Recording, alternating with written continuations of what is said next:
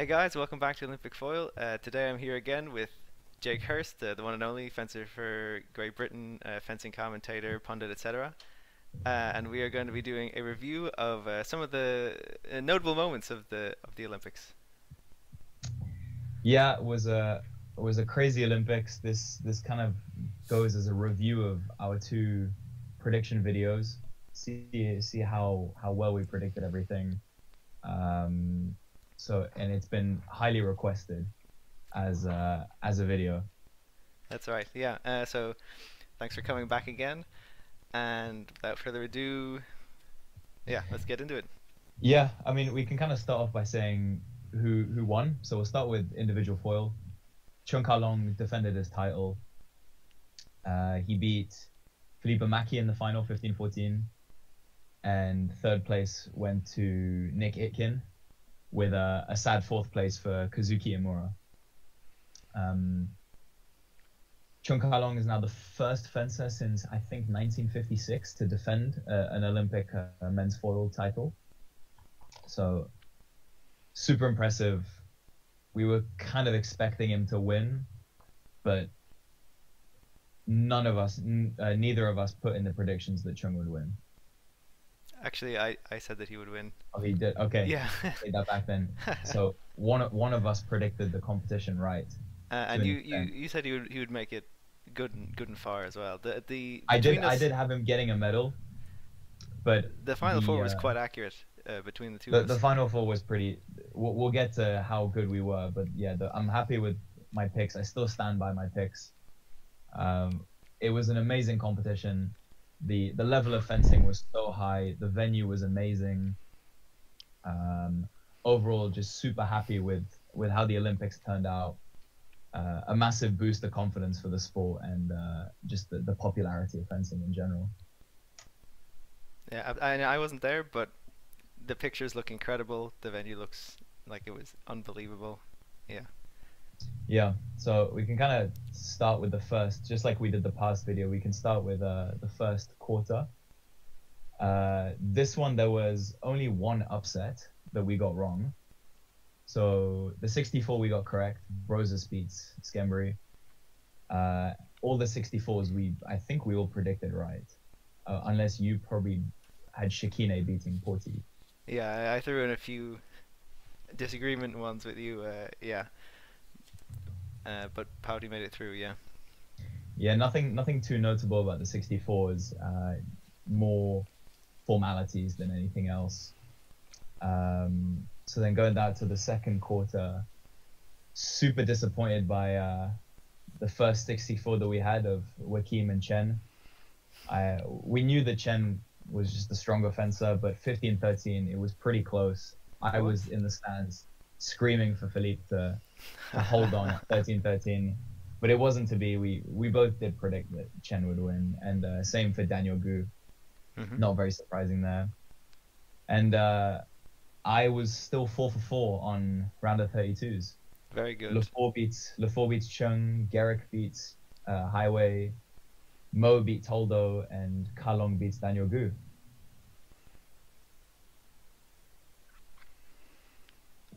Did you predict the? Oh, sorry. Go on. I'm getting ahead of different brackets, but we should stick to the script. Yeah. We're only going through the 32s, but I think you had Toldo beating Mo, and oh yeah, that was the one I thought was just a bit ridiculous. But he's pretty good. He's good, but 15-7. Another mark on the books against James. Yeah. Okay, then the next one, yeah, we again Yakiewicz goes through. That was fine. I'm 4 for 4 on picks. That's incredible. With Hamza barely beating Yakiewicz. That was another anti-comeback.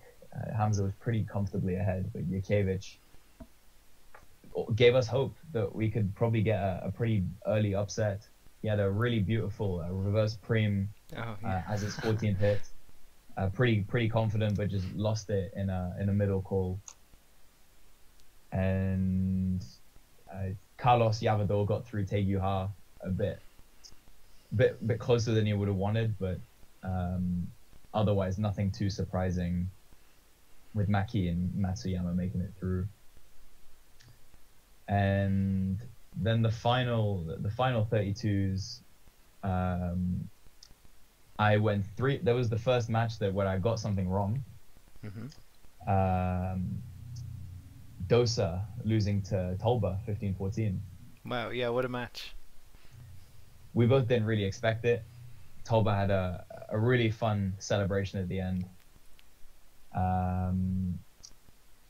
Itkin dispatching of Tofilidis. Still a really close match. Tofilidis has made history by being the first Cypriot to win a fencing match. So a nice little bit of history, because he beat Wojkowiak in the 64. Šupanić completely destroying CS. 15-3 is a score that we just never see between two quality fencers. Yeah. Especially that match, I thought was going to be definitely a lot closer. And then Bianchi Van Haster, again, quite a formality for Bianchi. So overall, I think of the 16 matches, I only got one wrong. It's pretty incredible hit rate. I think I'm -4, at least -4, maybe -5 or 6. For around the 32, you're pretty safe betting on favorites. Yeah. So Tolba was the only one that was preventing me from getting a perfect bracket, and I was texting as the bracket went on, saying I'm doing pretty well at the moment on these picks. Yep, he was doing that. Yeah. And then we get to the 16s. Probably the best match of the entire Olympics has to go to Marini against Pauty. Yeah. From 10-2 down and 14-10 down, for Maxime Pauty to win 15-14 is just impressive. The noise from the crowd was fantastic. Pauty's 14th hit was amazing, and just abusing the flesh just shows that you can really focus all your energy into one hit and perfect it. And Pauty is just the master of the flesh. And yeah, so it seems that each Olympic Games there's that one crazy comeback that's just ridiculous. There was Avila Masialis in Rio. We had Cheung Borodahav in Tokyo, and now this is, another just unbelievable comeback to go up there with the greats. Yep, and we did also say that the thing that's going to carry Pauty through the competition is the crowd. And yes, yeah. What a call. Retrospectively, in even the team event, which we'll get to, the crowd was such a big factor in all of the French fencers fencing. And I think it put off Marini quite a lot. He seemed to get quite emotional towards the end of the match and seemed to panic a lot and was desperate for calls of yellow cards. So maybe a bit of mental instability. We all wanted to see Pauty win. I didn't think it was possible, but I'm glad he proved me wrong. And then the other round of 16, which seemed a bit less close than we thought, was Imura kind of beating Mastialis quite easily, 15-8. That was quite shocking.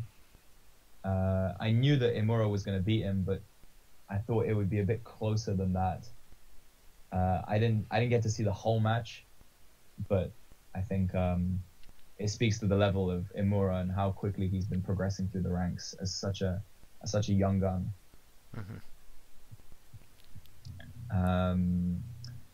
Then we move next piece. I think I predicted Meinhardt to beat Lafort. Sorry to go back, but yeah, Imura is like sort of 2019, 2020 Itkin, I feel like. Everybody's like, yep, he's about to win a whole bunch of events. We think he's the next chosen one.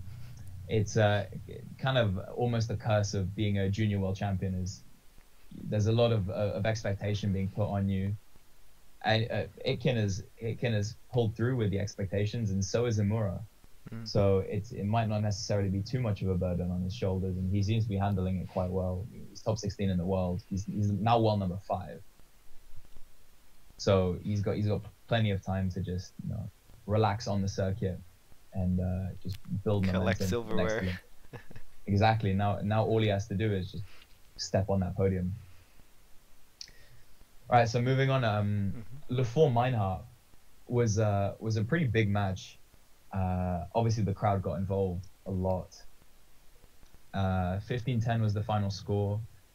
The beginning was pretty close, but towards the end, when Lefort gets his momentum going, it's very hard to stop him. And Meinhardt just didn't seem himself, or the Meinhardt of old that we knew. It's just disappointing to see that. I don't know. I can't remember which way I predicted it. You had Lefort, I had Meinhardt. So another Okay. one for you, Jake. I'm just very mystic with all of these. And then the next one seemed a bit more obvious, was Cheung and Mo. Yeah. As good as Mo was, I think Cheung, you can't stop him. He was quality in that match.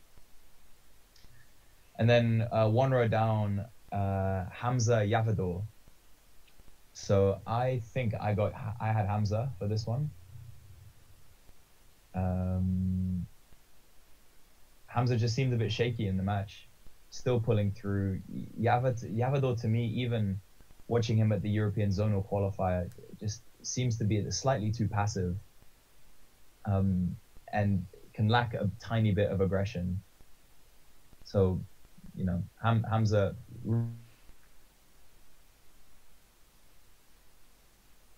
Sorry for the technical difficulties Oh, that's there. okay. That's fine. So we were on Hamza Yavador. I almost said Havador Lamza.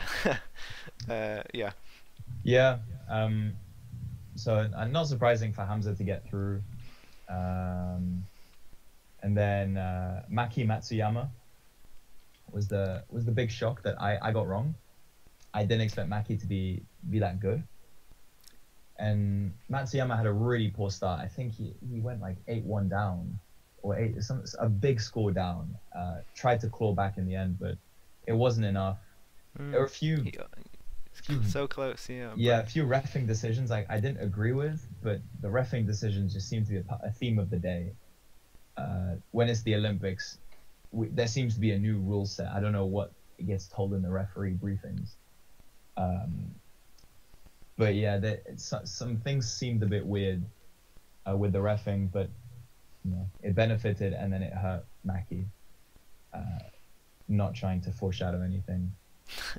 Did we jump over Martine? We kind of glimpsed past it. Martine was a long time ago. Oh, sorry. Yeah. But it was a match that we kind of expected to go Matsuyama's way. Same as Maki Zhu. They're not very surprising, not very noteworthy in my opinion. Mm-hmm. And then the next round of 16s, technically 2 for 2. I had Bianchi beating Šupanić. To me, Bianchi is just a far better fencer. The score was surprising, but it's 15-5. He must have just figured out Šupanić. So that's fair enough.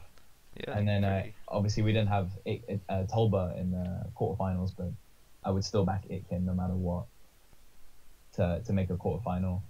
That was an easy match to predict. So kind of moves us on nicely to the quarterfinals. So we both obviously didn't have Marini in our we didn't have Pauty in our quarterfinals. Yeah, he stunned us all with this incredible comeback. But I still had Imura winning the quarter, and he did. Made me a bit nervous towards the end, being 14-10 up and giving away 4 silly hits just because I think you could see the finish line. Giving away and even going for like a jump cut flick. Very, very risky, but gets the last one on maybe a bounce out. But everything okay. And another really good match was Lefort Cheung. Yes. I thought, Cheung was kind of the far better fencer, but Lefort was using the crowd with him, and he got momentum again with his broken time flèches. Lefort was 14-12 up, and Cheung, with the most amazing confidence, just decides to step backwards and stop hit block or counterattack.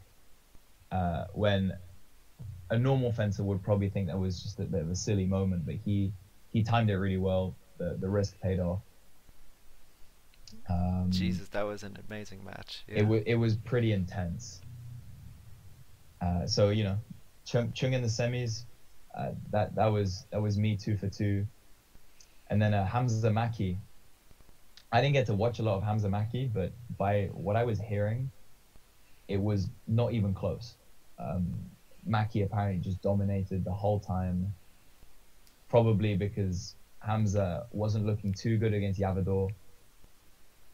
So if Maki's on form, then yeah, he can just beat Mo Hamza. He posted, and it seems he was nursing a hamstring injury. Hamza, that is. But unfortunate, another L for my prediction box. You can't predict. I did not get very many right. You can't predict the injuries too well, but it's kind of your personal responsibility as an athlete to come into the Olympics healthy. But it's just the way it's just how the game works. And the last quarterfinal, I had this quarterfinal, but I predicted it wrong. Itkin Bianchi. I thought Bianchi would just kind of make it through, kind of scrap his way out. And it didn't work that way. Itkin took a pretty early lead. Bianchi sort of trying to catch up. It got to 14-14. Last hit, I think a bit controversial. But ref gave it to Itkin. I thought he stopped. But we live on. This is what happens if you leave it to 14-14. You're leaving it in the hands of the refs. You can't really complain. What that table of 8, so many 14-14s, just incredible. What viewing? Yeah, what was nice was the 14-13s were quite staggered. If you were in the hall, you could watch all of the 14-14s. You didn't have to kind of divert your attention to one. But the quarterfinals were so fun that if you were, as I was in the stands, I didn't know which match to watch. So I just kind of stared into the middle of the hall and let my peripheral vision kind of decide which fight looked exciting, because they all were. But it was nice that we had first the Pauty 15-14 that went first, and then Cheung Le, and then at the end was Bianchi Itkin. What I noticed was that in the hall, we had little screens on the side that showed what the refs were looking at in the video. So it showed the slow-mo, and it's always funny to just see everyone else's kind of couch referee, their interpretation of the call, saying, it was clearly this, it was clearly that, when the refs are clearly seeing something completely different. I just thought it was a funny observation, and a nice little thing for fans to watch. If you're also looking at the slow-mo, you can recall the hits a lot better. So looking back, I was 2 for 4 on semi-finalists, which is not bad for an Olympics. A lot of things can happen, so it's not the worst. I love it when they do that, when they have that the video, like Milan, and also I think they had it in the Leipzig World Championships, if I remember right. Like, this kind of thing is great. Yeah, I think what I heard from coaches was that it was only on one side of the piste. So obviously one fencer had an advantage where he could see the replay before he chose to call for video. So they were urged not to look at it, but if it's a screen right above someone's face, you're going to look at it. And you could tell that a lot of fencers were looking up at the wall, waiting for the replay to happen, and then decide, do I video or do I not? Yeah, and I think some refs have eventually said, no, you let it way too late. But it's not the first time that we've not seen screens and video tools quite exposed, and it was nice to just look at as a fan. So we move on to the semis. Cheung Imura, I had Imura, but I was wrong. Cheung is still just the best fencer in the world, in my opinion. I thought Imura could probably capitalize off maybe the stress of defending an Olympic title, and also just kind of coming in quite cool and nonchalant. But the experience prevails from Cheung. It's his third Olympics. He knows how to win big matches. Yeah, coming off of the 4 win, he was probably like, great, all right, Imra, let's just. I think once he won that quarterfinal, he probably knew, I'm gonna medal again. Let's make it a goal. And then the second semi was Maki Itkin. I didn't have either of those two in the semi-final, so I didn't know what to expect. I just watched the match quite calmly, and Maki won it. Not too much to say in terms of what to take out of the match, but Maki on his day, pretty disruptive against Itkin.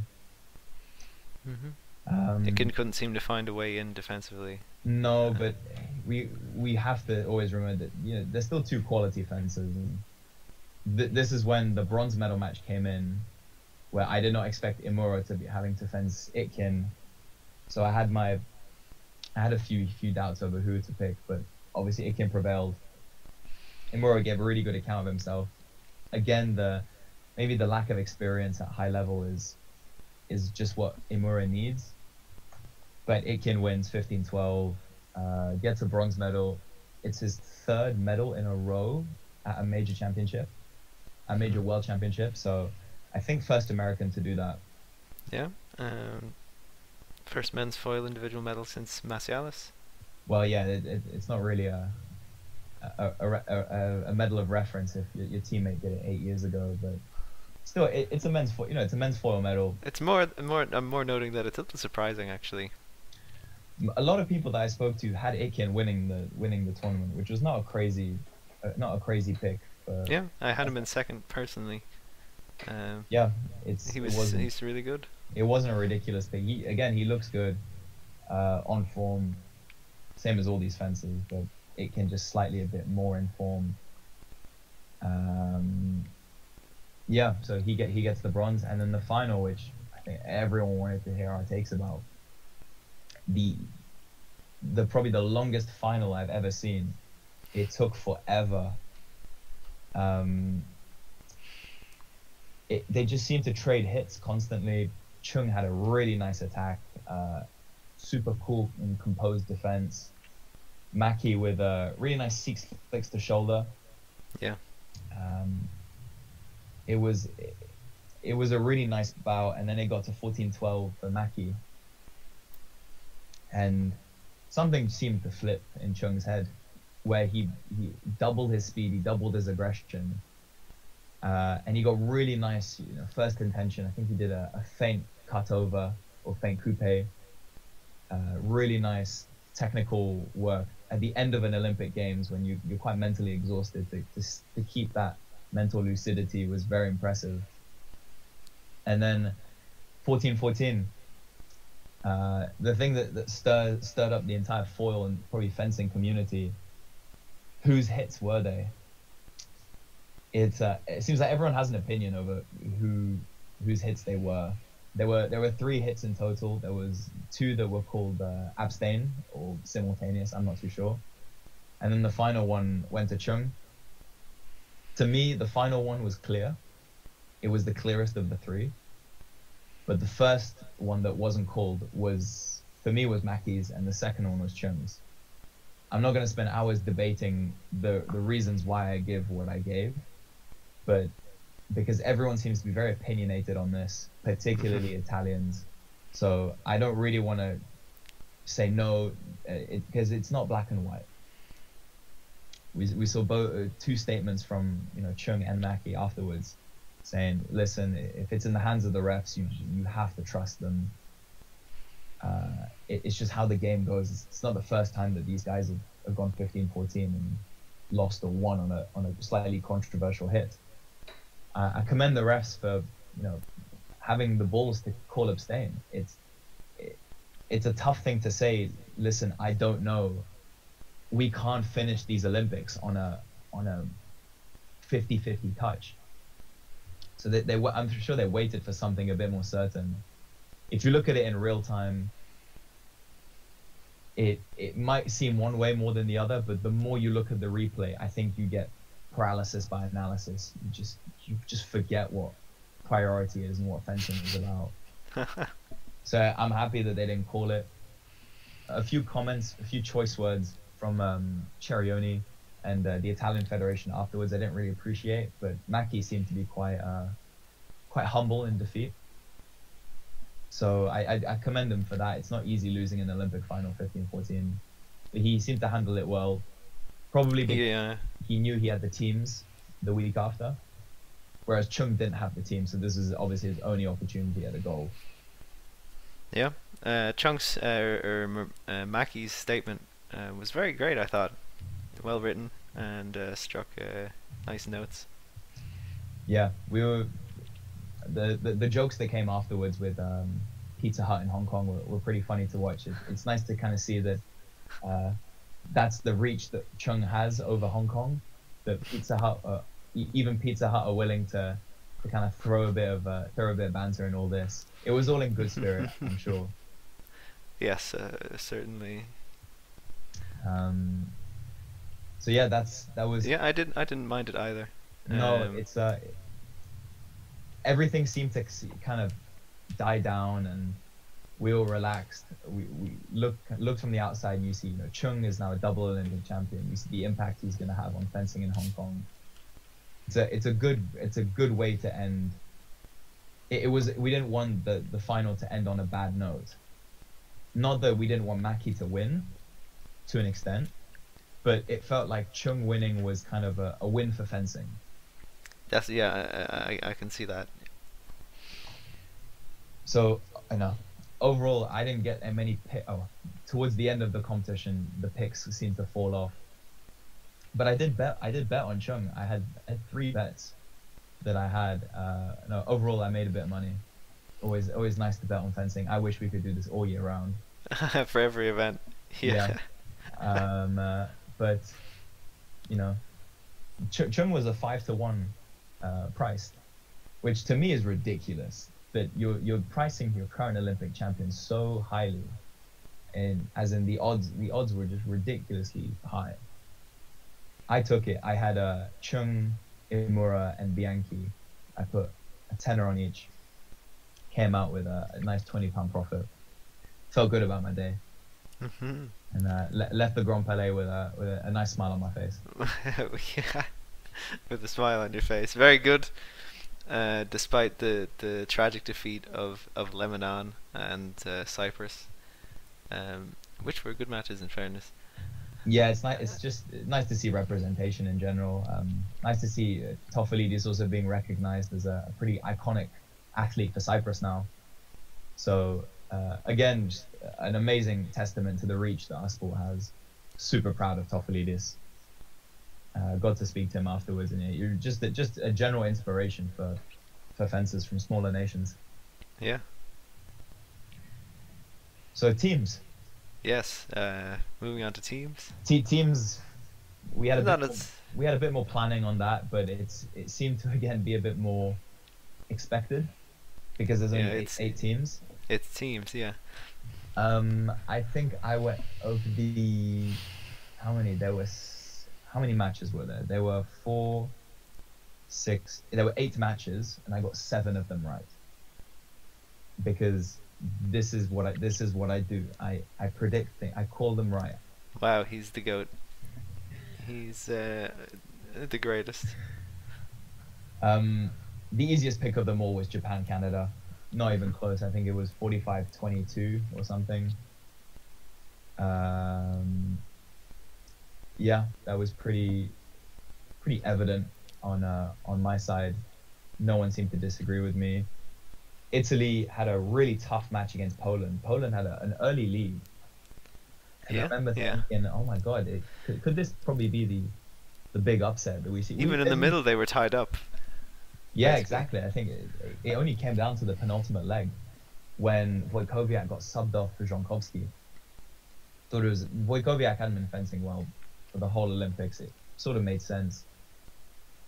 But Bianchi Marini in the end clawed it back, and it was an upset that we wanted to see, but it was just not to be. Italy is too strong of a team to. Yeah, you can't help at the Olympics the sort of the romantic appeal of the underdog, you know, and of the upset is very strong. It's a shame they didn't have Raisky in there. I still think that would have been a good idea, to be honest. Just my opinion. Yeah, and then you could also say the same about USA Egypt. That was really close up until I'd say the 6th or 7th leg. Meinhardt was not having a good day, and Tolba and Hamza just seemed to be carrying the team the whole time, and then Abul Qasim was also doing his job. Maybe we tend to discount a bit Abul Qasim, not necessarily as a has-been, but he has a bit fallen off of his previous highs. But he was holding his weight in the beginning of the bout, seemed to slow down towards the end. Marini was having a bit of a tough time. But you mean Macialis, maybe? Sorry, Macialis. Yeah. But then Itkin was the one to pull it through for them. But Meinhardt again just seemed off. Something didn't seem right with them. And you could see Chamley Watson sort of warming up, and you're thinking, how early are they going to bring him on? So we thought that the strategy was to maybe bring on Chamley Watson for the first match, and then sub him off. But every team stuck with their 3 starters, and only chose to put the reserve. Maybe it was in the rules or something. That might be required. The rules are so they're very confusing. At the Olympics, I guess you could only put your reserve towards the end, so it was not a strategy for you could not start Chamley Watson, but I would have. But in the end, it was a win for the US. A big support system, including Snoop Dogg. Snoop Dogg and Lewis Hamilton were present during the team event. That was such a funny sight to see. Again, promoting the sport. Mainly thanks to Chamley Watson. Yeah. Hopefully we can get a few more personalities in the sport. Yes, I agree completely. Cycle. But then if the games are in LA, that American team are just already superstars. Athletes fall, in my opinion, under the entertainer category, and so if you want to be an athlete, it's really important to think like that, and also have that try to be a personality influencer, have your profiles and your posts and publicity and so on. Like Chamley Watson, he's a good example. Yeah, he's really good at just kind of being not necessarily an advert for fencing, but bringing eyes onto fencing. I think a lot of people in the stands who were not fencers were there because of Chamley Watson on the team day. So it does show the reach that you can have. However, the other half of the arena was there for France. The noise was electric. They had a China, and it was so close. You could feel the nerves within the French team as China was sort of putting up a fight, and this was the fight that we thought was going to be the closest. Yeah. And I think it was. Yeah, no, it was the second closest, but the end sort of got spoiled because of the whole Mo Lefort controversy with the bell hit. So for context, Mo missed an attack and Lefort went for a parry, and the parry seemed to hook and hit Mo in the mask. And because of that, that's a straight red card, just for a dangerous action. And then Mo also got awarded the hit because your light gets annulled. And Mo immediately is completely dizzy. He doesn't look right. He calls a medical timeout. Medic comes over. And then I see the medic walk off, but Mo is still on the piece, kind of on his knees. And he looks like he's about to throw up. And I think this is not good, because if he calls another injury timeout, they're finished. And what was even worse was that China had already used their sub. They'd used Wu Bin for Hai Wei Chen so early. I didn't agree with that decision. But then the doctor comes over and tells Mo, you can't fence. And we see the referee call the bout and, award France the win, even though the score was only 40-32. So obviously everyone in the stands was celebrating, but I just thought it's not the way you want to win your match. And there's a lot of protesting, and there was the head of the Chinese delegation was there protesting to the FIE or the DT. Eventually it got resolved. They ended up fencing out the end of the match, but so it just seemed a bit. It's an illustration of the problems with the substitution rule at the Olympics. But I know that's not really the fault of the FIE. Well, the substitution was the fault of China, because they'd subbed Wu for Chen for Wu. They couldn't sub someone back on. It has to be one fencer only. But there was so much miscommunication that awarding France the win so quickly something just didn't seem right. They did get to fence, but when you have a Mosey Way that's pretty much concussed, and you know he has to fence the rest of the day, you know, at some point, yeah, maybe fencer's safety should be at the forefront. But it was such a shame because it was the end of the match. Even though we knew France were going to win, you don't really want to end that way. And Le Fort finishing up the match just seemed like just seemed a bit unfair. But yeah, that made me 4-for-4 on semi-finals or quarterfinals. More importantly, this is what it's all about. This is the predictions were accurate. This is a big "I told you so" to the fencing community. And then yeah, you know, it brings us to the semis. So France, Japan. We'd identified obviously that Japan's Imura Matsuyama duo would be the deciding factor. Yeah. Unless maybe a Chastanet would come on to disrupt. And it's exactly what happened. Japan take a really early lead. Chastanet comes on against Imura and destroys him 8-4. And now it's France have the lead. And so in the back of my mind, I'm thinking, oh my God, you know, have we spoken all of our predictions into existence of, you know, Chastanet being the ultimate disruptor in teams? And then a few weird legs happened here and there. Then it got quite neck and neck. And then in the 8th or 9th, Matsuyama just completely ran over Chastanet.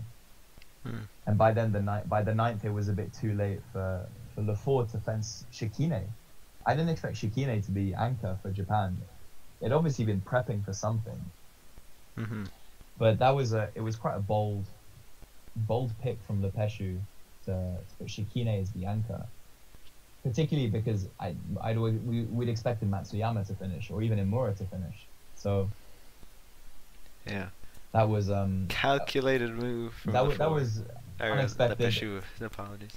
If you want a nice little highlight clip, the 45th hit for Japan was amazing. Chef's kiss. That was a nice little jump flick. One for the highlight reel. Shikine has a bunch of those. And then the last semi-final was Italy-USA. Yeah. Again, Meinhardt just not feeling well, immediately got subbed off. Bianchi, Macchi, Marini, all in form, just leg by leg, they just seemed to stay quite confident. Then Itkin came on, had a super leg against Macchi, I think. And then Marini kind of caught up the deficit.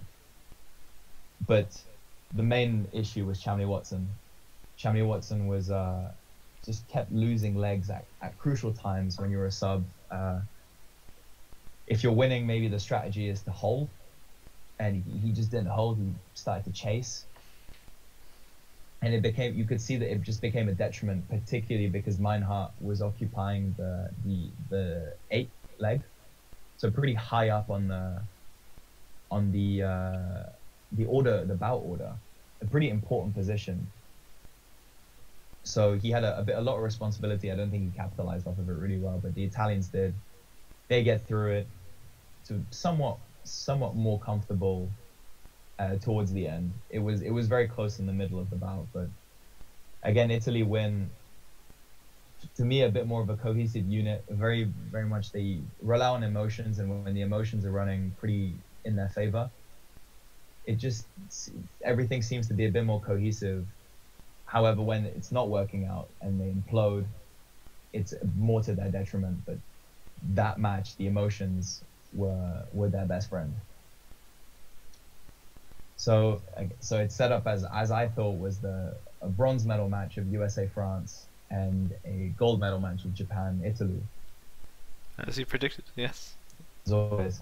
So the only match I got wrong was the bronze. I thought that Itkin, Meinhardt, Massialis would just be too strong for the French team. But two factors I didn't consider was how good Pauty is in front of crowds, and how and Chamley Watson being fencing for all three bouts. So that definitely surprised me. Chastanet as well just looked incredible. Lefort did his job. A pretty comfortable 45-30 win. And the emotions kind of coming out for Pauty in the end was really nice to see. He had such a good Olympics. And I think he's captured the French fans' hearts. Yeah. He deserved to be anchor. It seemed fitting that he was anchor for the bronze. Everything seemed to kind of fall into his hands, and it was such a pretty much a large deficit between the teams. It wasn't close. It wasn't, and that's shocking to me that a Team USA cannot perform at the Olympics. For the past 4 Olympics, they've not won a semi-final match, and they've only won 2 bronze medal matches. So worrying signs for a USA that aren't getting any younger. The Team USA is relatively unchanged since London 2012. Maybe obviously without what's his name in Bowden, but the same cohort of Massialis, Meinhardt, Chamley Watson, and Itkin Meinhardt, Itkin in Bowden, within that has been around for ages. So for them to not win a single gold after so many dominant seasons of being on the circuit and only one world championship, tragic. It feels like a waste of such a good team. I'm speaking in the sense that I don't think that the team is going to be the same in LA. I think maybe two of the fencers might not stay, or we might see new fencers emerge out of this. I'm particularly thinking of like a Bryce Louis or an Andrew Possible. Chen. Yeah.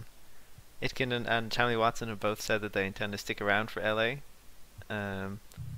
Makes sense. It's their hometowns. Yeah, I thought before, as you mentioned, Bryce Louis. That would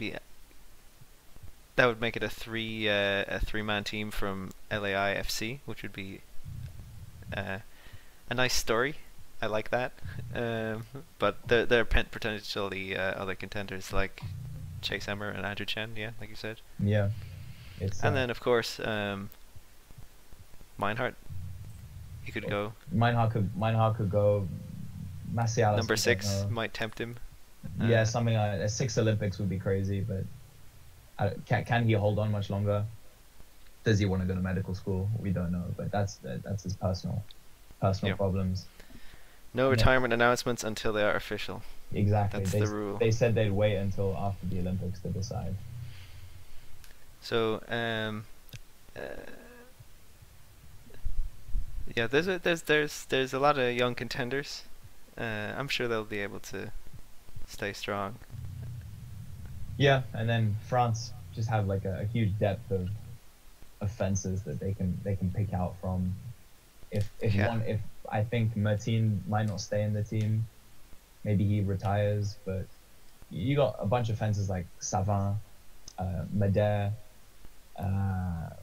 loads, Spishiger, loads to choose from from the inset that you can bring up and graduate to a senior team.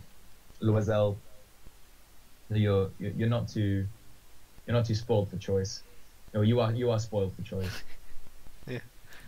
And the final, yeah, the Japan and Italy final. Yeah, that was it. Yeah, massive. I think the main question mark with what was going to happen was when are the subs coming on and for who.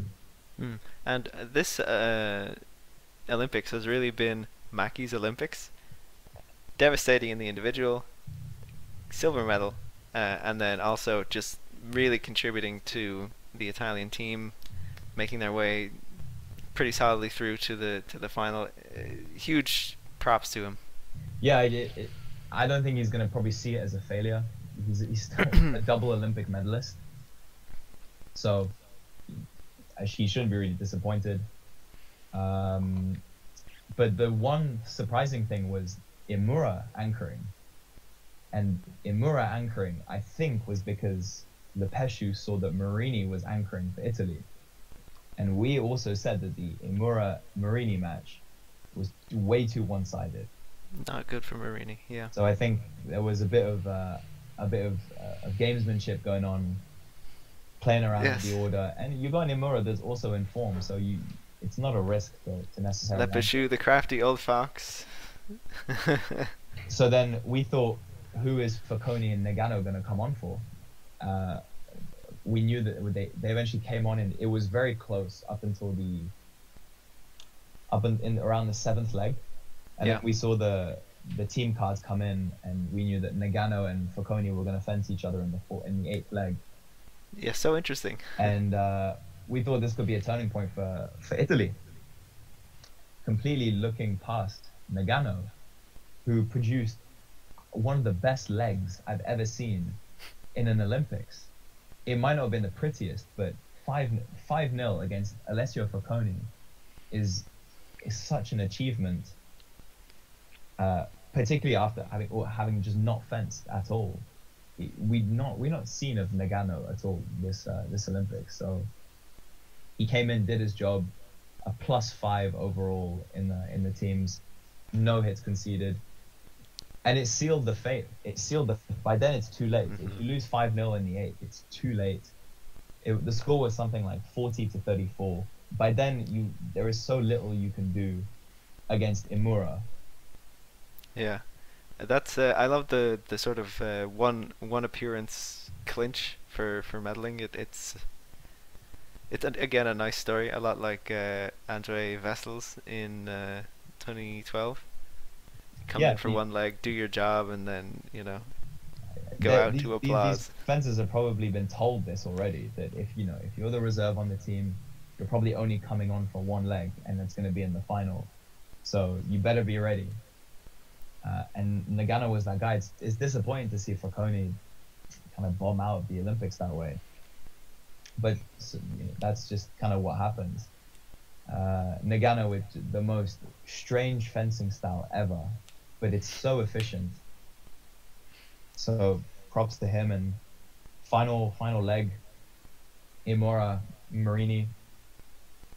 It seemed a bit too obvious, and when they won, final score was 36. So again, I'd say a pretty comfortable win, considering that I think it was 34-34 at one point. So winning 11-2 in the end is massive, and it means Lepeshu has made 3 Olympic finals and won 2 of them in a row. As a fencer and a coach, yeah, just he's massive. Definitely on top right now. Yeah, in terms of who we could expect for the Italian team in the next cycle, I'd maybe say There's so many. Falcone, obviously, there are so many. You could see someone like Lombardi come through, maybe Filippi, maybe Di Veroli, Luperi, Ingargiola, maybe Tommaso Martini, Alessio Di Tommaso. The whole team is eligible for the whole squad is eligible for a team selection if Falcone bows out. But the 3 main guys are so good and so young, there's no point in changing them. And then for the Italians, I don't think you change it either. They're still such a young team. I think the oldest is Matsuyama, and oh, you mean Japan? Yeah, Japan. Yeah, the oldest is Matsuyama, and he's only 28. Yeah, and his style would make a good sort of old tough team fencer. I think much like Lepeshu. But he's been leading this Japanese team for a while now, so he probably has he definitely has a lot of experience. So which you need, and with an Imura and a Shikine and a Nagano, it's just a solid team. For people who could come up, I think a Baba or an Ito Takuma. Yeah. I know they were the two sparring partners there. So two young guys, especially Baba. I really like his style. I do too. But even looking down the list, you've got people like Fukuda, Hayashi. Again, so many fences that you can pick from. They're all very young. They're in this Japanese system that you can graduate quite easily to the team, and you might not feel too many consequences. And if not, there's always maybe potential for filling spots with like a more experienced, solid fencer, a Saito return or a Suzumura return, if just depending on how things shake out. Yeah. So they're in a great spot. Yeah, it's the first Olympics that Japan have won in men's foil, and this is also coming off their World Championships, where they won for the first time, and also that before that they'd won their first World Cup in Cairo. So something feels fitting that this Japanese system is going to be here to stay, and that it's not just a one-off. And it's all thanks to Lepeshu's coaching and his philosophy that he's brought in. We obviously know Japan have imported a lot of coaches from France, so we may be seeing this kind of French philosophy and approach to fencing that might not have worked in the INSEP. It didn't work in France, but it'll work everywhere else. Or maybe you're combining something like a French philosophy with Japanese technique, which might be it, because it's working with Cheung and Koenig, it's working with Lepeshu and Imura, and all the other Japanese fencers. French philosophy with Japan and Hong Kong money. Exactly. So there is a pattern that we see, that if you get a French coach with a decent technical base, it's a recipe for success. So that kind of concludes the Olympics. More of a talking about each bout. The teams was nothing really out of the ordinary, and in another good way, it's a win for fencing to see Japan win. It's just another new country to see. It's looking at the medal table, it was again a lot of diversity in the countries. In Japan won the medal table with Hong Kong as a second, which I never thought would happen. 2 African medals was as well a nice sight. So a good diversity in performances in the Olympics. Super cool venue. I hope we get to go back to the Grand Palais some other time. Maybe Paris can host World Championships again. So overall very positive about these Olympics, regardless of all the controversies that you may have heard. We shouldn't let it overshadow how amazing we've had the past. It was a big success. Yeah. We shouldn't let it overshadow the past 10 days of quality fencing and the amount of promotion that we've gotten for the sport. So that's kind of all I have to say about the event. But the prep for LA starts now. Well, thank you very much, Jake, for coming here to announce, that you indeed told everyone how it was going to be, and that's how it was. Great to review the bouts with you, and yeah, I'll see you soon. Perfect, thank you.